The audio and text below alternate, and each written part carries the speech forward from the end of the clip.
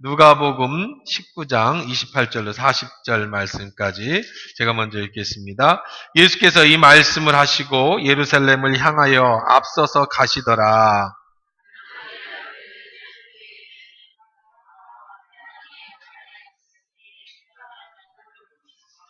이르시되 너희는 맞은편 마을로 가라. 그리로 들어가면 아직 아무도 타보지 않은 나귀 새끼가 매어 있는 것을 보리니 풀어 끌고 오라.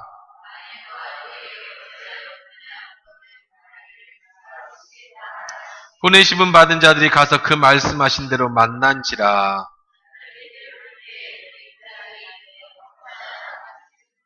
대답하되 주께서 쓰시겠다 하고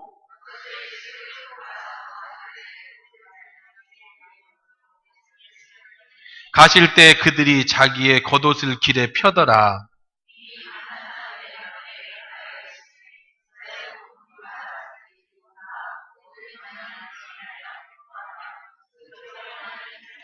이르시되 찬송하리로다 주의 이름으로 오시는 왕이여 하늘에는 평화요 가장 높은 곳에서는 영광이로다 하니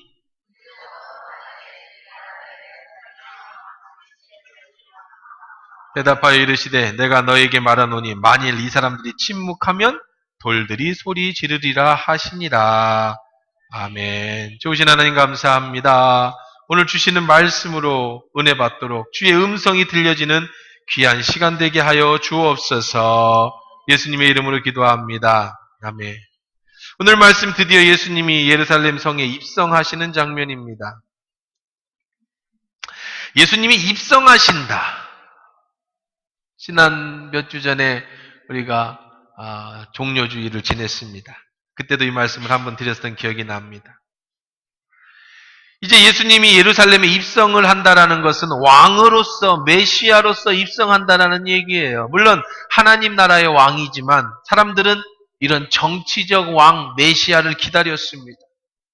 이제 메시아가 입성하게 되면 이제 하나님 나라가 세워질 겁니다. 눈봉사에 눈을 떴습니다. 예수님이 눈봉사에 눈을 뜨게 해주셨는데 역사 일의 자고로 어떤 선지자도 어떤 예언자도 봉사에 눈을 뜨게 한 적이 없었어요. 오직 메시아가 나타나면 그때 눈을 뜨게 해준다라고 해서 모든 기적 중에 눈뜬 기적은 없었어요. 예수님이 오셔서 시각장애인의 눈을 뜨게 해주셨습니다. 이분은 분명히 메시아입니다. 그리고 이분이 분명히 메시아라고 하는 확실한 증거가 뭐였느냐? 오병이어의 기적이었어요. 보리떡 5개와 물고기 2마리로 남자만 몇 명을 먹였다? 5,000명을 먹였다. 여러분, 이제 60, 70 넘으신 분들은 아실 수 있는 게 보릿고개라는 게 있었어요. 그렇죠? 한 70 넘으신 분들이 알 거예요. 왜냐면 저도 40대, 50대에도 보릿고개 없었습니다. 근데 이제 60 넘고 70대 후반이나 이제 보릿고개. 보릿고개라는 게 뭐였어요? 이제 가을에 추수한 걸 다 먹고 이제 보리가 나오기 전. 지금 보리 나오나요? 안 나오나요? 아직 안 나오죠? 지금 나와요? 아직 안 나와요. 지금이 보릿고개예요. 지금이 보릿고개. 가을에 추수한 거 다 먹고 아직 보리가 나오기 전에 지금이 이제 고난의 행군. 보릿고개를 지납니다. 보릿고개라고 해서 왜 고개냐? 깔딱고개입니다. 거기를 못 넘어가면 죽는 거예요. 그래서 옛날에 굶어 죽고 배가 이렇게 불어서 죽었다는 얘기를 저는 어렸을 때, 그러니까 제가 어렸을 때 지금 제 나이 때 되시는 어른들이 얘기해 주시는 걸 많이 들었죠. 그럼 그런 얘기도 해. 라면이라도 사 먹지. 가서 쫄면이라도 사 먹지. 왜 굶어 죽냐고. 그런 얘기를 했다고는 하는데. 어쨌든 그렇습니다. 그래서 가난이 뭔지, 정말 먹을 것이 없어서 굶주리는 것이 뭔지를 경험해 본 사람이 이젠 많이 없어졌죠. 많이들 돌아가셔서 이 자리에 앉아 계신 분 중에도 거의 없을 거라고 봐요. 물론 이제 7, 80 넘으신 분들은 혹시 가난해서 집이 그런 분이 있을지는 모르겠지만 그 당시에도 7, 80대 되신 분도 조금 살았으면 보릿고개 모르고 사셨을 분. 근데 그 이전에는 뭐 다 대부분이 보릿고개를 넘겼죠. 그러면 이제 전쟁 이후로 또 혹은 보릿고개로 인해서 사람들이 얘기 때는 산에 가서 이제 뭘 해 먹어요? 풀을 이렇게 해서 풀죽을 써 먹거나 아니면 이제 소나무 껍데기를 벗겨서 그 안에 있는 진액으로 이제 거기에 나오는 송진 가루를 만들어가지고 떡을 쪄 먹거나, 혹은 뭐 이제 겨로 이제 정말 말 그대로 개떡이라는 게 그걸로 개떡이라고 했다 그러더라. 옛날에 겨를 조금 섞어갖고 이렇게 만들어서 먹었다는. 그래서 뭐가 찢어지게 가난해? 똥구멍이 찢어지게 가난해. 왜? 그 쌀겨가 그냥 나오니까 이건 소화되는 게 아니잖아요. 그래서 찢어지는 거예요. 그것이 찢어지는 거예요. 그래서 가난하다. 그런 얘기를 이제 겪어본 사람들은 이 가난이라는 게, 이 굶주리라는 게 뭔지, 이 기근이 뭔지를 아실 겁니다. 예수님 시절에 그랬어요. 근데 예수님이 보리떡 5개와 물고기 2마리로 5천 명을 먹이셨기 때문에 이제 이분이 왕이 되면 뭐가 없어져요? 그렇죠. 이 굶주림이 없어지는 거예요. 뭐 이분이 왕이 되기만 하면. 흉년될 거 걱정 없어요. 그냥 빵 하나에다가 이 기도만 해주면 다 먹는데. 그 다음에 질병이 걱정이 없어요. 질병은 지금도 우리의 걱정거리죠. 아픈 게 제일 걱정 아닙니까? 우리 기도 제목 중에 제일 많이 나오는 기도 제목이 건강 아니겠어요? 그렇죠? 근데 예수님은 어떤 분이셨어요? 모든 질병을 치료하셨고 귀신을 내어 쫓아주셨고 안진뱅이를 일으키시고 소경의 눈을 뜨게 해주셨던 분이신데, 이분이 왕이 되기만 하면 이제 병은 다 문 닫는 거예요. 그게 얼마나 좋습니까? 이분이 왕이 되기만 하면. 그 다음에 가장 힘들었던 것은 로마의 압제였어요. 돈을 벌면 뭐합니까? 세리들이 다 세금을 걷어가지고 로마가 착취해 가는데. 그런데 예수님이 왕이 되기만 하면 로마의 압제에서 벗어나서 이제 메시아, 다윗 시대의 그 영화를 누리게 될 것이다. 그분이 지금 예루살렘 성에 입성하고 계신다. 얼마나 좋습니까? 요한복음 12장 12절에 보면 온 큰 무리가 예루살렘에 오신다는 소식을 듣고라고 하는 얘기가 나와요. 이 소식이 온 예루살렘에 다 퍼졌고 유대와 로마에까지 퍼졌습니다. 사람들의 입에서 입으로 하는 말이 드디어 예수님이 왕으로서 예루살렘에 입성하는구나. 자, 드디어 입성하십니다. 오늘 입성하는 장면인데요. 사람들은 자기의 옷을 벗어서 깔았습니다. 무슨 말이에요? 여러분 옷 하나 까는 게 옷이야 깔 수 있지. 그게 아니에요. 그 당시에 사람들의 전 재산이 옷입니다. 왜냐하면 이스라엘은 일교차가 굉장히 높아서 40도까지 낮에는 올라가고 밤에는 영하로 떨어집니다. 그래서 아무리 가난해도 아무리 거질해도 뭐는 하나 갖고 있어야 돼요. 옷은 하나 갖고 있어야 돼요. 이것은 이불이 되기도 하고, 그래서 겉옷을 하나 입고 속옷을 입습니다. 뜨거우면 겉옷을 벗고, 그 다음에 추우면 겉옷을 입는 거예요. 그래서 많은 예가 있죠. 예수님이 네가 속옷을 벗어달라 하면 뭘 줘라? 너의 전 재산인 겉옷을 벗어줘라. 또 바디메오가 예수님이 왔다는 소식을 듣고 뭐를 벗고 뛰어나갔다고요? 자기의 겉옷을 벗고, 거지도 가지고 있는 재산이 겉옷이. 겉옷이 없는 사람은 없어요. 왜냐하면 이 겉옷이 없으면 죽어요. 얼어 죽습니다. 근데 사람들이 기꺼이 자기 전 재산이라고 할 수 있는 겉옷을 벗어서 예수님이 탄 나귀 발 앞에 예수님이 지나가시는 길에 벗어서 내려놨다는 얘기는 뭐냐면 나의 삶을 왕에게 드립니다. 희망이에요. 희망이 있으니까 자기 재산이 온 재산을 바닥에다 깔았겠지요. 이 귀한 것은 어떤 희망이에요? 이분이 왕이 되기만 하면 내 인생은 팔자가 피는 거죠. 그렇게 사람들은 자기의 옷을 벗었습니다. 그리고 아이들은 이제 종려나무 가지를 다 꺾어서 호산나 호산나 다윗의 자손. 호산나라는 뜻은 무슨 뜻입니까? 아멘 주 예수여 우리를 도와주소서, 우리를 구원하소서, 이런 뜻이에요. 이제 우리를 구원하소서. 왕이시여 우리를 구원하소서, 우리를 모든 죄악에서 구원하소서, 우리를 배고픔에서 구원하소서, 우리를 질병에서 구원하소서, 왕이여 어서 오소서, 호산나 호산나, 이렇게 그렇게 소리를 지릅니다. 그들은 최고로 예수님께 대접을 해드렸어요. 그런데 오늘의 입성하는 장면을 보면 예수님이 왕으로 오시기에는 조금 채통이 떨어지는, 볼품이 없는 장면이 하나 등장하는데, 그것은 바로 예수님이 무엇을 타셨다?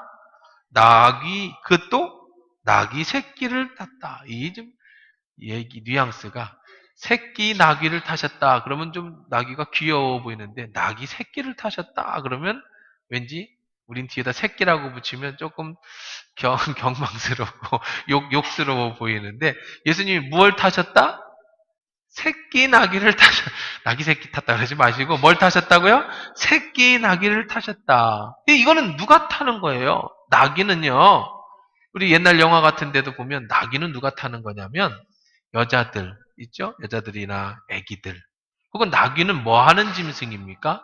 그 당시에 짐을 싣거나 농사를 짓는 짐승이에요. 그러니까 이거는 보통 평범한 사람은 조금 여유가 있는 사람은 잘 타지 않는 거라는 겁니다. 그럼 왕은 뭘 타야 돼요? 우리는 영화에서 많이 보잖아요. 뭘 탄 왕자예요?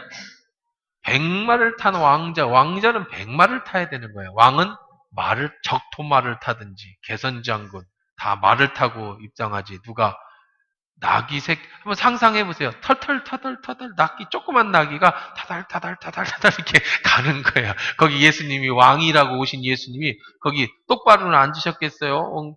조그만 엉덩이 뭐 이렇게 받칠 데도 없잖아요. 옆으로 앉아 타달 이렇게 갔겠죠. 왕이 입성을 하는 것 치고는 굉장히 볼품 없죠. 왜 예수님은 좀 멋있게 말이 없었겠어요? 당연히 말이 있죠. 이 말은 출애굽 시대에도 마차가 있었는데 예수님 시대에 말이 없다는 건 말이 안 되는 거고요.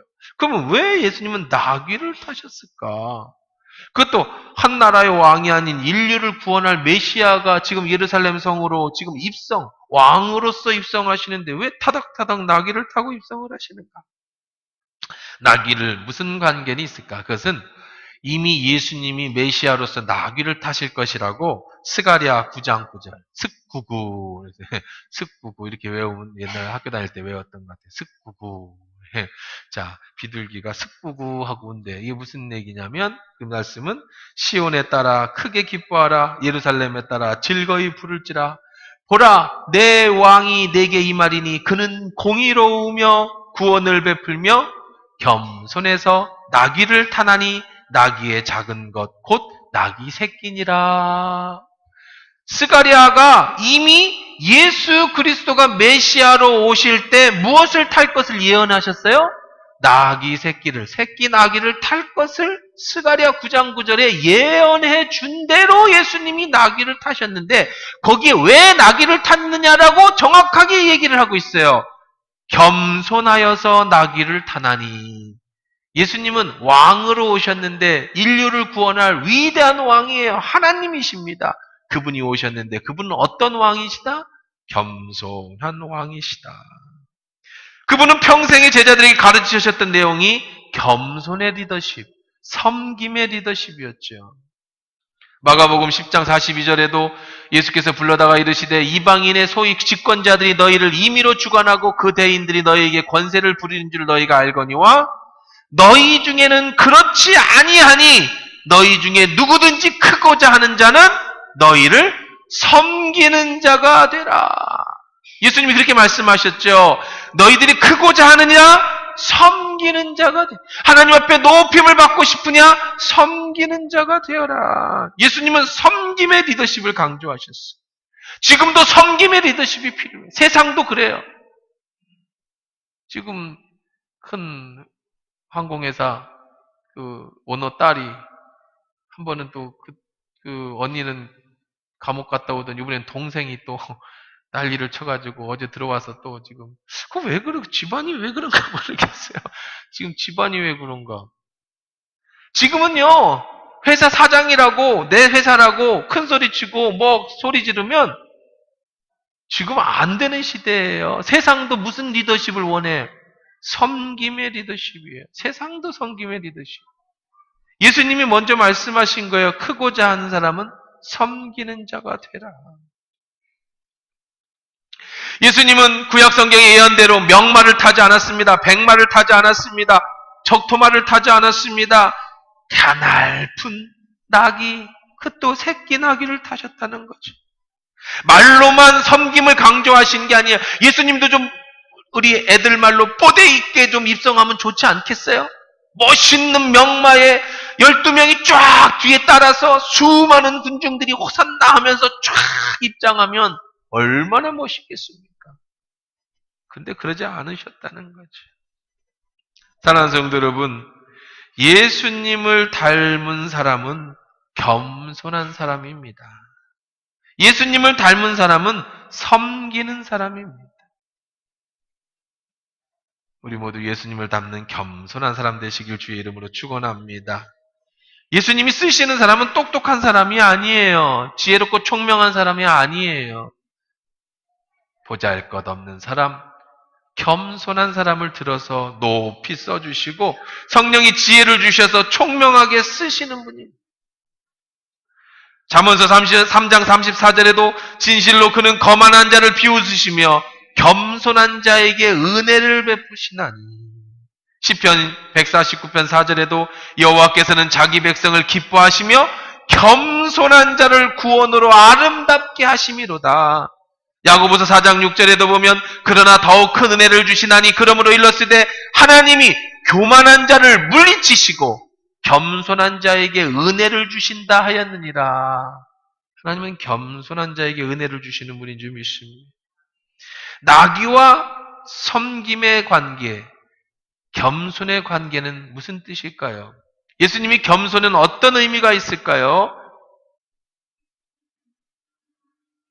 예수님은 낮아지셨기 때문에 나귀를 탔다는 거예요. 나귀를 타고 입성하셨다. 그런 뜻이죠. 자, 그런데 왜 예수님은 나귀를 그럼 타셨는가? 그게 무슨 겸손하고 무슨 상관이 있는가? 하나 예수님이 무슨 청렴하고 결백하고 뭐 그러려고 예수님이 나귀를 타셨나? 예수님이 뭐 가난한 모습을 보이려고 나귀를 타셨나? 나귀가 겸손하고 나귀가 섬김하고 무슨 상관이 있나? 나귀는요. 그리고 작은 나귀를 타신 예수님은 아주 간단합니다. 말은 높아요. 말은 아무나 상대할 수 없는 겁니다. 왕만. 감히 왕 앞에 선 사람들이 고개를 들면 안 돼요. 옛날에도 왕이 지나갈 때 고개를 들면 그건 역적입니다. 그런데 나귀는 그렇지 않아요. 나귀는 누구나 다 눈높이를 맞출 수 있어요. 나귀는 낮아요. 그것도 새끼 나귀는 더 낮습니다. 예수님이 이렇게나 타셨겠어요? 이렇게 타셨는데 예수님의 발이 땅에 닿을 정도로 애들도 다 눈높이를 맞출 수 있어요. 누구나 다 예수님의 손을 잡을 수가 있어요. 누구나 다 예수님의 얼굴을 볼 수가 있어요. 우리의 예수님은 왕으로 오셨지만 저 높은 보좌에 앉아 계신 왕이 아니라 친근하게 내 손을 잡아주시고 나와 눈을 맞추실 수 있는 왕으로 오셨다라는 의미인 줄 믿습니다. 그래서 우리는 이런 겸손이 필요한 거예요. 그래서 그런 겸손을 배우는 거예요. 그분은 내 곁에 오셔서 내 마음의 평안을 유지하고 내가 가다 쓰러지면 언제든지 나귀에서 내려서 내 손을 잡아 일으켜 주실 수 있는 분. 언제든지 내가 외로워서 눈물 흘리고 있으면 언제든지 나귀에서 내려와서 나를 안아주실 수 있는 분이다. 그분이 예수님. 왕이시지만, 위대한 왕이시지만, 하나님의 아들이시지만, 그러나 우리가 상대할 수 없는 왕이 아니라 친근한 왕. 언제나 내 곁에 계시는 겸손의 왕. 예수님이 그 왕이신 줄 믿습니다. 얼마나 겸손하신지 태어날 때도 마국간에서 태어나셨어요. 빌립보서 2장 6절에 보면 그는 근본 하나님의 본체시나라고 얘기하고 있어요. 그분은 하나님이세요. 그러나 7절에 보면은 하나님과 동등됨을 취할 것을 여기지 아니하시고 자기를 비어 종의 형체를 갖춰 사람같이 되었고 이것을 신학 용어로 자기 비하라 그럽니다. 내가 하나님이신데 나를 비하시켜서 종의 모습을 갖고 이 땅에 오셨다. 종이라고 종. 그분이 예수님이에요. 갈라디아서 5장 13절에 사도 바울은 이렇게 말합니다. 형제들아 너희가 자유를 위하여 부르심을 입었으나 그러나 그 자유로 육체의 기회를 삼지 말고 오직 사랑으로 서로 종노릇하라. 서로 뭐 하라? 예수님이 종의 형체를 가지고 이 땅에 오셨던 것처럼 낮고 천한 저 말구에서 태어나셨던 것처럼, 왕이셨으면서도 나귀를 타셨던 것처럼 여러분도 서로 종노릇하라. 서로 종노릇. 옆 사람 쳐다보며 제가 종입니다. 시작. 제가 종입니다. 말로만이 아니라 제가 진짜 종입니다. 이제 저희 교회가 28일 날 임직식을 거행합니다. 수개월 동안 재직 훈련을 받았습니다. 가장 임직자에게서 중요한 것은 섬김이에요. 우리는 종이 되는 거예요. 절대 지위나 직분을 말하지 않는 거예요. 종이 되는 거예요. 제가 지난번 임직식 준비하면서 그런 말씀을 드렸어요. 장로가 된다는 건 이제 내가 약해지는 거야. 왠지 아세요? 목사가 된다는 건 더 그렇고, 한마디만 하면 다 이길 수 있어, 장로를. 목사를 한마디로 이길 수 있는 방법을 알려드릴게요. 이게 제 최고의 약점인데 그 약점을 얘기해 줄게요. 목사가 돼갖고 그러면 아무 말도 못해. 장로가 돼갖고 그러면 아무 말도 못하는 거야. 왜? 너는 나하고 다르니까 더 섬겨야지. 너는 나보다 더하니까 더 도덕적이어야지. 넌 나하고 다르니까 더 착해야지. 이런 뜻이거든. 그러면 뭐라고 대답할 거야? 그 사람 놓고 앉아봐. 목사는 말이지 장로. 그럴 거야? 지는 거야. 무조건 져요. 목사를 이기는 방법은 딱 하나예요. 목사가 돼갖고 그러면 그냥 아무 말도 못해. 장로가 돼갖고 그럼 아무 말도 못하는 거야. 누가 제일 어른이냐 교회에서? 쇄신자. 아무것도 몰라. 제가 장로야? 그럴 수도 있어. 그렇다고 뭐라고 해요? 장로님한테 그러면 안 돼. 왜? 그럼 왜 안 되는 건데? 모르니까. 그분이 제일 어른이야. 누가 제일 어른이야 교회에서는? 쇄신자가 제일 어른이야. 어린애가 제일 어른이에요. 왜? 모르니까. 우리가 더 안다는 건, 말씀을 더 배운다는 건, 우리 직분을 받는다라는 건 더 종이 되어진다는 거예요. 물론 성도들은 존경해드려야죠. 그것이 하나님 말씀이니까. 가정에서도 서로 종노릇하는 거죠. 우리 집에서는 제가 왕입니다. 저희 집엔 종이 3명이나 있어요. 가장 가까운 사람 시키면 됩니다. 눈에 띄는 사람 시키면 됩니다. 저는 우리 집에서 제왕이에요, 제왕. 근데 요즘은 살기가 더 어려워집니다. 제왕으로서 살기가 점점 어려워져요. 여러분, 더 종노릇해라. 할 수 있어요. 나는 종왕처럼 살 수 있습니다. 그런데 예수님은 너에게 종처럼 살으라고 했으니 나는 내 권위를 부릴 수 있지만, 내가 할 수 있지만 내 권위를 양보하고 내려놓고 먼저 섬기는 사람, 그것이 겸손이라는 거죠. 오늘 겸손과 섬김을 말할 때 우리는 나귀와 종의 섬김을 통해 그 섬김과 겸손의 실제를 볼 수 있었어요. 저는 이 말씀을 준비하면서 참 놀라운 일을 하나 한번 생각해 봤어요. 30절 한번 읽어봅시다. 시작. 이르시되 너희는 맞은편 마을로 가라. 그리로 들어가면 아직 아무도 타보지 않은 나귀 새끼가 매어 있는 것을 보리니 풀어 끌고 오라.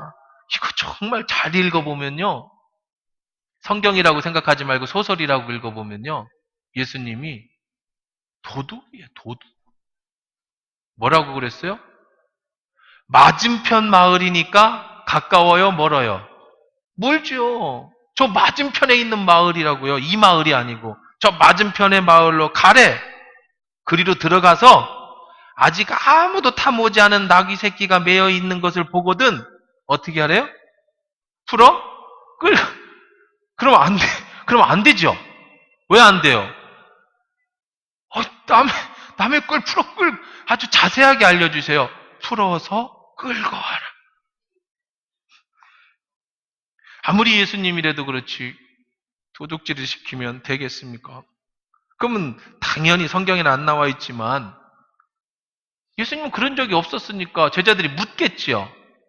뭐라고 물을까요? 주인이 가만히 있겠어요? 주인이 뭐라고 하면 어떻게 해요? 돈을 주고 사와라. 그거면 충분히 그럴 수 있어요. 심부름이니까. 근데 끌고 와라. 주인이 물어보면 예수님 대답도 해주세요. 이 대답은 또 신기해요. 이건 더 이상해요. 31절입니다. 시작. 만일 누가 너에게 어찌하여 푸느냐 묻거든 말하기를 주가 쓰시겠다. 여러분, 이 누가 주인인데 누가 주인 보고 누가 주인인데 누가 주인이 쓴다는 거 뭐야? 이상한 주인한테 주인이 쓴대요. 지금 낙이 주인. 근데 더 재밌는 건요. 그 다음에 또 충격적인 거는요. 이 33절이에요. 읽어볼까요? 시작.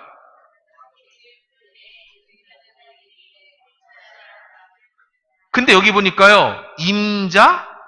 임자들이라고 했어요. 그러니까 이 나귀는 한 사람의 나귀가 아니라 최소한 주인이 몇 명은 있었다. 둘은 있었다. 그러니까 이 나귀의 주인 역시 부자라는 거예요. 가난한 사람이라는 거예요. 나귀 한 마리도 자기 이름으로 소유할 수 없는 가난한 사람이라는 것은 확실하진 않지만 그런 뉘앙스예요. 안 그러면 그냥 주인이 그랬을 텐데 복수로 썼단 말이에요. 그건 뭐 제가 안 봐서 모르지만 충분히 그럴 수 있는 여력이 있습니다. 왜 그랬을까? 의아합니다. 여러분이라도 그런 질문을 했을 거예요. 아니, 어떻게 주인한테 가서 말도 없이 나귀를 풀어옵니까? 어떻게 주인이 쓰라고 합니까? 자, 이 말은 어떻게 가능하냐? 이 주인들은 예수님이 이 나귀를 쓸 줄 알고 있었다라는 거예요? 몰랐다는 거예요? 알고 있었다라는 거죠.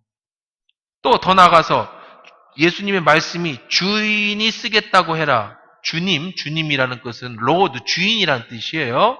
여러분 주님이 하니까 맨날 기도할 때 주님 하니까 무슨 예수님을 주님이라고 부른 게 아니고 이 주님이라는 뜻은 그 시절에 나는 종이고 주인이 있다는 뜻이에요. 로드, 주인이, 말 주인이, 이 나귀 주인이 쓰시겠다고. 자, 그렇다면 더 재미있는 것은 이 나귀의 실질적인 나귀를 키우던 주인들은 예수님을 뭐라고 생각하고 있었다는 거예요. 실질적으로 이 나귀의 주인이라고 이미 생각하고 있었다. 그렇지 않으면 이게 말이 안 돼요. 자, 그러면 또 궁금한 건 그럼 제자들은 왜 몰랐나? 지금처럼 핸드폰이 있어서 여보세요. 나귀 주인? 예, 나 예수인데 어이구 예수님 나 나귀 좀 쓰자. 예, 언제든지 오셔요. 그래, 애들 보낼 테니까 풀어가거든. 내가 보냈다고 그러면 그냥 풀어줘. 네네. 그랬겠죠. 지금 같으면. 근데 지금은 이건 건너편 마을이에요. 무슨 예수님이 초능력을 발휘했겠습니까? 스마트폰으로다가 통신을 했겠습니까? 전보를 쳤겠습니까? 그리고 만약에 그들이 찾아와서 예수님을 만나서 그런 얘기 할 수도 있었겠지요. 라면 제자들은 알았을까요? 몰랐을까요? 알지요. 예수님이 찾아가셨다라면 더더욱 알았겠지요. 근데 제자들은 전혀 모르고 있습니다. 예수님이 몰래 밤에 내통을 하셨나? 이게 뭐라고 밤에 내통을 했어요? 그럼 말이 안 됩니다. 분명한 건 이 주인들은 이 나귀가 내가 주인이지만 예수님이 주인이시다. 이 나귀는 예수님 거다라는 것을 사전에 알고 있었다라는 것이고 예수님이 쓰신다고 하실 때는 언제든지 내어드릴 것이라는 것을 사전에 알고 있었는데 과연 어떻게 알았는가? 이것이 굉장히 중요한데요. 그것은 이렇게 풀어지는 겁니다. 이 사람 예수님 시절에는 제자가 12명만 있었던 게 아니에요. 숙식을 같이 하면서 자신의 생업을 포기하고 따라다니던 제자가 12이었고 생업을 포기하고 따라다니던 여자들도 있었어요. 근데 이 여자들은 주로 예수님 가시는 데마다 음식을 만들거나 시종을 들던 여자들이었는데 이들은 구약시대, 이 신약시대 특성상 여자들은 이름이 나오지 않습니다. 특별한 경우가 아니라면 그래서 여자의 이름이 나오지 않아요. 그 외에 40명, 120명 이렇게 그룹으로 1제자, 2제자, 3제자, 4제자 해서 예수님을 따르던, 예수님을 추종하던, 쉽게 말하면 예수님의 팬들, 팬클럽에 가입되어 있는 실질적인 사생 팬들 있죠. 자기 직업은 있지만 때만 되면 예수님 말씀을 들었던 사람들은 많았다는 거예요. 후기로 갈수록 예수님이 입성하실 때쯤 전에는요, 너무 많았어요. 그건 당연한 상식적인 거겠죠. 그러니까 이 사람들은 누구들이었다? 예수님의 제자들이었어요. 예수님의 말씀을 이미 알고 있었고 예수님이 나귀를 타실 것도 알고 있었다는 거예요. 근데 더 대단한 것은 뭐예요? 그들은 자기의 삶의 주인이 자기가 아니라는 것을 알고 있었다는 거예요. 나귀가 내 것이 아니라는 것을 알고 있었던 사람들이었다고요. 예수님도 그들을 알고 계셨다는 것은 더 신기하죠. 그들이 그런 마음을 갖고 있다는 것은 예수님이 캐치하셨어요.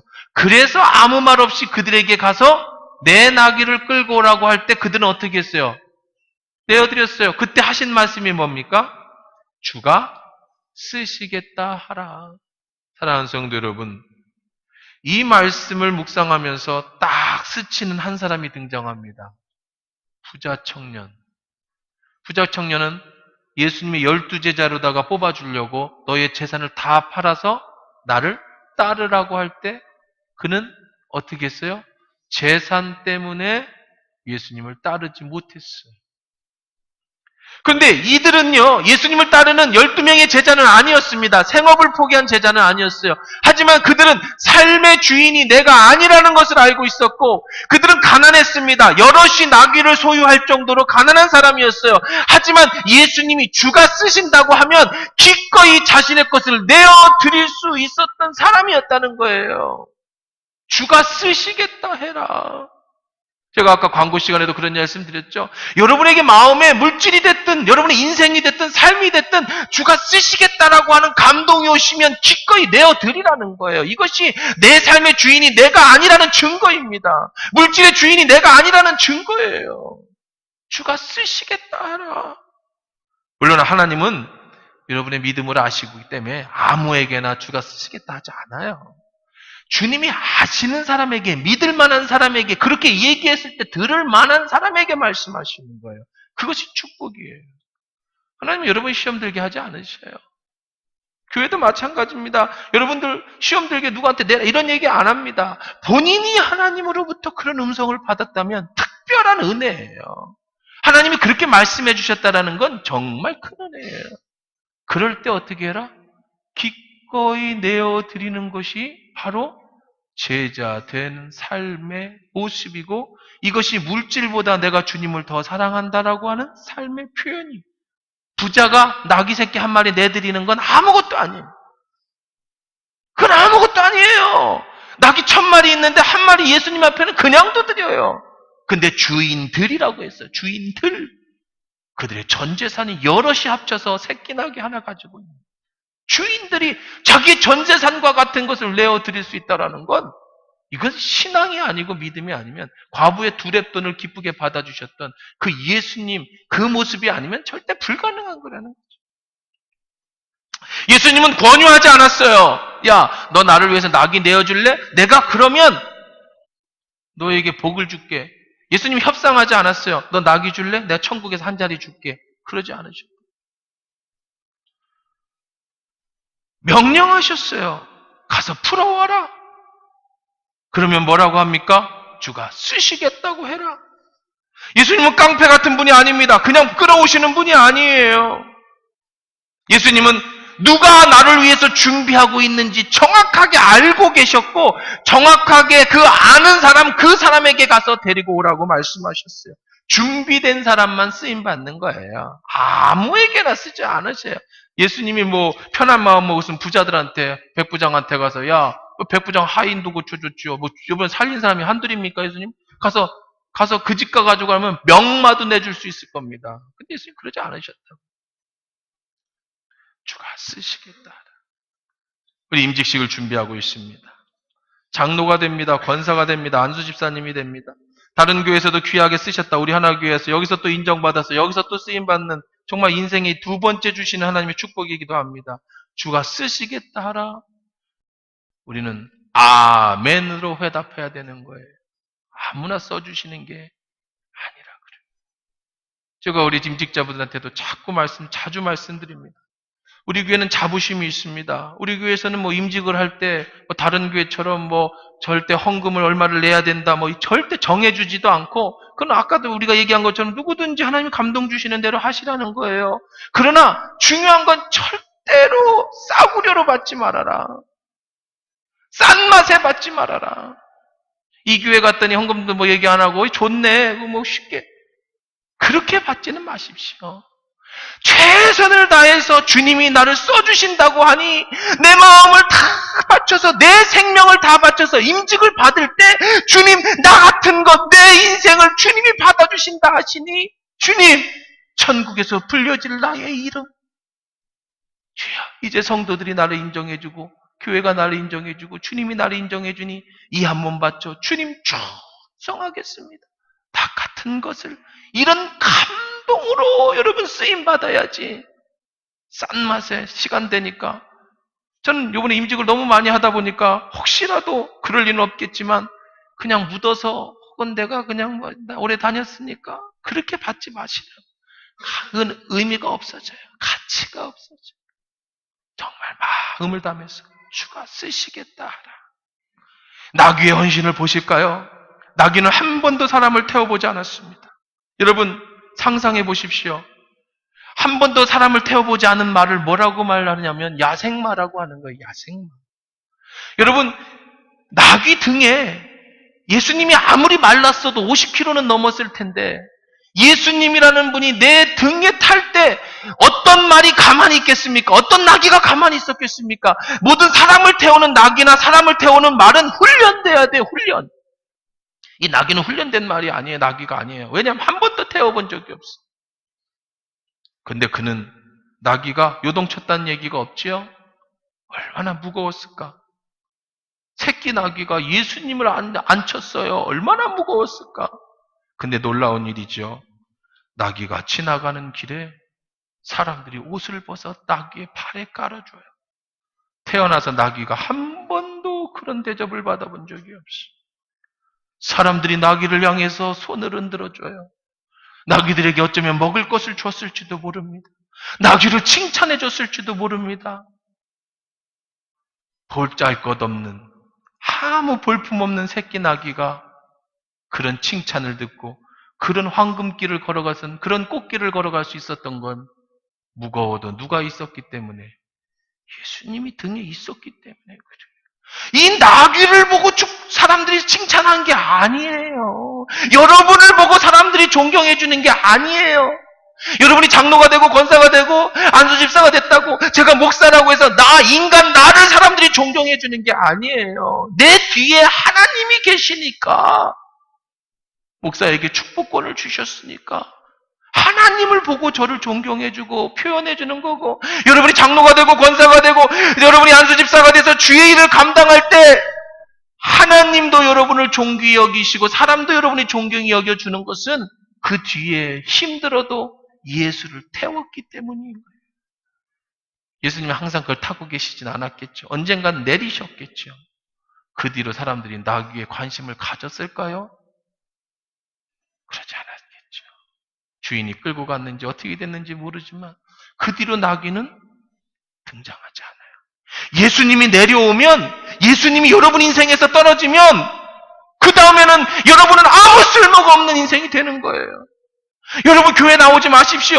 주로 얼마나 시간이 많은 줄 아세요? 이 시간에 여러분 산에 갈 수 있고요. 꽃 구경 갈 수 있어요. 여러분 교회 나와서 헌금하지 마십시오. 여러분이 얼마나 윤택하게 살 수 있는지 모릅니다. 더 지금보다 훨씬 윤택하게 살 수 있을 거예요. 헌신할 필요 없어요. 그러나 그렇게 살면 내 육신은 행복하고 내 육신은 편안할지 모르지만 그 인생은 가치가 없어요. 예수님이 내려온 나귀는 그저 볼품없는 나귀로 다시 돌아갈 뿐. 잠시 사는 세상에 조금 여유 있게 살 수 있을지는 모르지만 그 인생에는 기쁨이 없어요. 조금 후에 올 심판대 앞에서 영원한 지옥불에 떨어지는 그런 불쌍한 인생이 되는.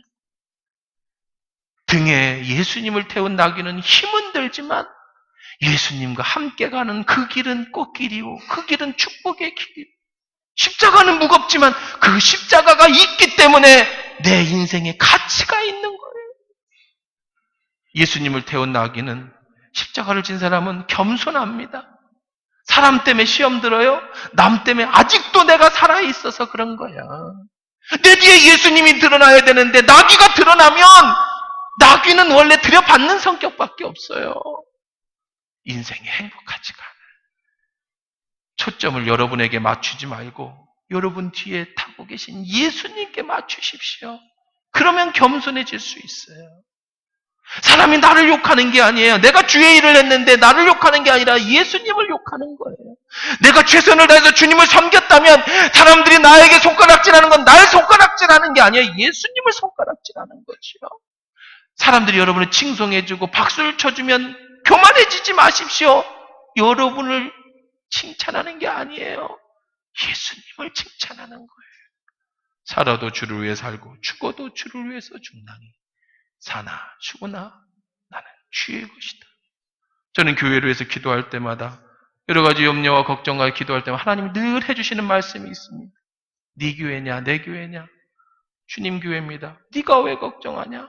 그렇군요. 걱정하지 마라. 내 교회는 내가 알아서 한다. 너는 네 일이나 잘해. 네, 감사합니다. 자유가 있는 거예요. 그 안에 자유가 있어요. 사랑하는 성도 여러분들이요,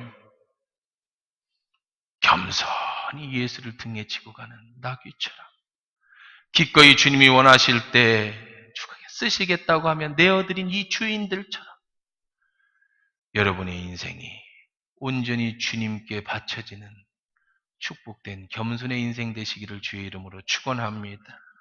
임직을 받고 준비하시는 모든 분들이 예수님을 본받는 겸손한 임직자들 되고 우리 성도들 되시기를 주의 이름으로 축원합니다. 우리 같이 일어나